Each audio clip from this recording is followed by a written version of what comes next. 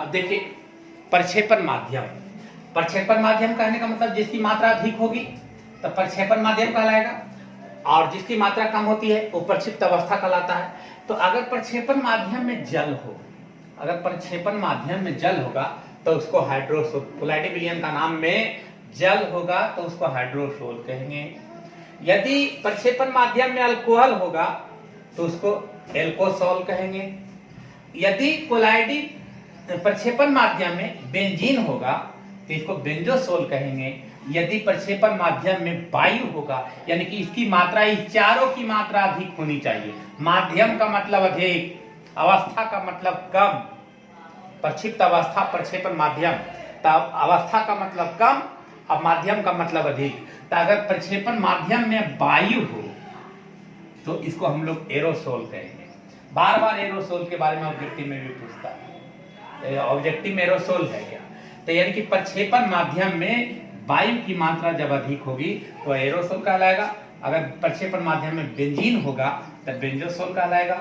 अगर अल्कोहल होगा तो एल्कोसोल कहलाएगा, और अगर जल होगा तो वो हाइड्रोसोल कहलाएगा। ये था आपका। देखिए आज हम लोग पढ़ेंगे कोलाइडी अवस्था का वर्गीकरण। कोलाइडी अवस्था का वर्गीकरण का कई बेस है, कई आधार है, मापदंड के आधार से कोलाइडी अवस्था का कई रूपों में वर्गीकरण किया गया। उसमें आज हम पहला लेके चल रहे हैं प्रक्षिप्त अवस्था और प्रक्षेपण माध्यम के भौतिक अवस्था के आधार पे।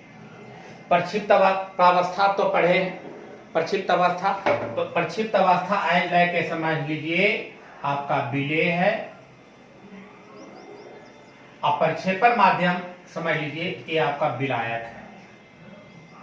वास्तविक विलयन में जिस प्रकार विलेय और विलायक होता है उसी प्रकार प्रक्षिप्त अवस्था, प्रक्षेपित अवस्था यहाँ विलेय के रूप में है और प्रक्षेपण माध्यम विलायक के रूप में। इसका मतलब इस सारे की मात्रा कम, इस सारे की मात्रा अधिक। अब भौतिक अवस्था, तो भौतिक अवस्था आप जानते हैं ठोस, द्रव और गैस।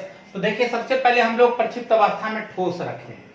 किस प्रकार बना लेना है, याद कैसे रखना है, इसका एक आसान सा तरीका है कि सबसे पहले हम ठोस लेके चले, फिर देखिए द्रव लेके चल रहे हैं, और उसके बाद फिर गैस लेके चल रहे हैं। अभी प्रक्षिप्त अवस्था में अभी ठोस रखे हुए हैं, इधर प्रक्षेपण माध्यम में आपका भौतिक अवस्था चेंज करते गए, ठोस द्रव गैस, ठोस द्रव गैस, ठोस द्रव गैस। आसान सा तरीका है याद करने का एकदम। इधर हम लोग कोई भी एक अवस्था लेके चले, इसका तुलना तीनों से करेंगे, फिर दूसरी अवस्था लेके चलेंगे, उसका तुलना भी तीनों से करेंगे, फिर तीसरी अवस्था लेके चलेंगे, उसकी तुलना तीनों से करेंगे। तो इस कंडीशन में यदि प्रक्षिप्त अवस्था ठोस हो और प्रक्षेपण माध्यम ठोस हो, यानी कि दोनों ठोस है, प्रक्षिप्त अवस्था भी और प्रक्षेपण माध्यम भी, तो इस प्रकार के जो सोल बनेंगे जब दोनों ठोसी अवस्था में होगा तो उस कोलाइडी का नाम होगा आपका ठोस सोल। इसको कहते हैं ठोस सोल। इसका उदाहरण है रत्न हो गया, जितने भी प्रकार का रत्न है वो ठोस सोल है। बहुत सारे रत्नों में देखे होंगे कि रत्न के अंदर में अलग अलग कलर है, रंग है, तो इस कंडीशन में वो रत्न है। और मिश्र धातु, जब दो धातु को मिला देते हैं तो मिश्र धातु बनता है। दूसरा ठोस, प्रक्षेपित अवस्था ठोस और प्रक्षेपण माध्यम द्रव। अब देखिए अब दो भौतिक अवस्था आ गए, एक ठोस और एक द्रव। इसका मतलब इसकी मात्रा कम और इसकी मात्रा अधिक, तो इसको हम लोग कहेंगे सिर्फ सोल। इसका उदाहरण है गोल्ड सोल, स्टार्च, प्रोटीन। तीसरा है ठोस, और माध्यम में लेके चले हैं गैस। अवस्था ठोस, माध्यम गैस, तो इसको हम लोग कहते हैं एरोसोल। एरोसोल गैस की मात्रा अधिक। आपको अभी जस्ट इसके पहले थोड़ा सा 4 को टॉपिक बताए थे कि अगर माध्यम में अगर गैस हो तो उसको हम लोग एरोसोल कहते हैं। इसका उदाहरण है धुआं, धूल। अगला है द्रव। अब देखिए द्रव का तुलना कर रहे हैं ठोस से। अवस्था द्रव और माध्यम ठोस, इसकी मात्रा कम, इसकी मात्रा ज्यादा, तो इसको हम लोग कहते हैं जेल। जेल का उदाहरण है पनीर, मक्खन, जेली। द्रव और द्रव जब दोनों एक ही भौतिक अवस्था में, द्रवीय अवस्था में होता है, माध्यम भी द्रव और अवस्था भी द्रव और माध्यम भी द्रव। तो जब द्रव द्रव का विलयन होगा तो इसको कहते हैं इमल्सन, पायस। इसका उदाहरण है दूध। अब है द्रव और गैस। अवस्था द्रव माने इसकी मात्रा कम और इसकी मात्रा, गैस की मात्रा ज्यादा, तो इसको हम लोग कहते हैं द्रव एरोसॉल। जिसका उदाहरण है बादल, कुहासा, कोहरा। एक ऑब्जेक्टिव में, 12th के ऑब्जेक्टिव में इससे हर साल एक न एक क्वेश्चन आता है।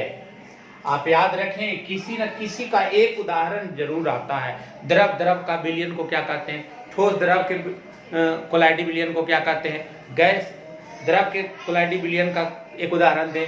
इस प्रकार का एक क्वेश्चन आता है। अब है द्रव और गैस, तो ये हो गया आपका बादल, कुहासा, द्रव एरोसोल के नाम से जानेंगे। अगला है गैस और ठोस। गैस की मात्रा कम और ठोस की मात्रा ज्यादा, इसे कहते हैं ठोस सॉल। जिसका है झावा पत्थर और रबर, फोम इत्यादि। गैस द्रव, गैस की मात्रा कम और द्रव की मात्रा अधिक, तो इसको कहते हैं फोम या झाग या फेन। पर कोलाइडी का नाम है फोम, झाग या फेन। इसका उदाहरण है साबुन का झाग। अब रहा गैस और गैस। तो गैस और गैस जो आपका ये प्रक्षेपित अवस्था में गैस और प्रक्षेपण माध्यम में भी गैस, तो ये गैस और गैस मिल करके यह वास्तविक विलयन बना देता है। ये आपका समांगी हो जाता है। ये आपका समांगी हो जाता है। तो समांगी जो होता है वो कोलाइडी नहीं हो सकता है। अतः ये जो प्रकार है इसका रियल उदाहरण यहाँ नहीं होगा। ये आपका गैस गैस का उदाहरण इस कंडीशन में कोलाइड का निर्माण नहीं करता है, क्योंकि वायुमंडल में बहुत सारे गैसें हैं जो कि आपको क्या है, कई गैसों का मिश्रण होता है और कई गैसों का मिश्रण जो होता है वो समांगी होता है। इसीलिए एक गैस गैस का उदाहरण कोलाइडी भौतिक अवस्था के आधार से, प्रक्षेपण अवस्था प्रक्षेपण माध्यम के आधार से ये आपका सटीक उदाहरण गैस गैस का यहाँ नहीं है। तो भौतिक अवस्था के आधार से आपका कोलाइडी विलयन 8 प्रकार के हुए। 8 का वर्णन आप लोगों ने देख लिया। एक बार एक ध्यान से इसको देख लीजिए। अब कल हम लोग पढ़ेंगे अगला प्रकृति के आधार से, मैंने प्रक्षेपित अवस्था प्रक्षेपण माध्यम के प्रक्षेपित अवस्था। अब हम लोग सेकेंड कल देखते हैं अगले टॉपिक में प्रक्षेपित अवस्था और प्रक्षेपण माध्यम के अन्योन क्रिया अर्थात प्रकृति के आधार से, वो अपने बल के आधार से कितने प्रकार के होंगे, इसके बारे में हम लोग अगले वीडियो में देखेंगे। अब इसका वर्गीकरण है, ये पहला वर्गीकरण, पहला जो टाइप था उसका हम लोग वर्गीकरण पढ़ लिए। अब आप लोग अगले वीडियो में, कल के वीडियो में फिर पुनः इसके दूसरे टाइप का वर्गीकरण देखेंगे। तब तक के लिए धन्यवाद। और इस जो चैनल है, मेरे चैनल को लाइक, सब्सक्राइब और कमेंट जरूर करके बताएं कि ये वीडियो आपका कैसा है।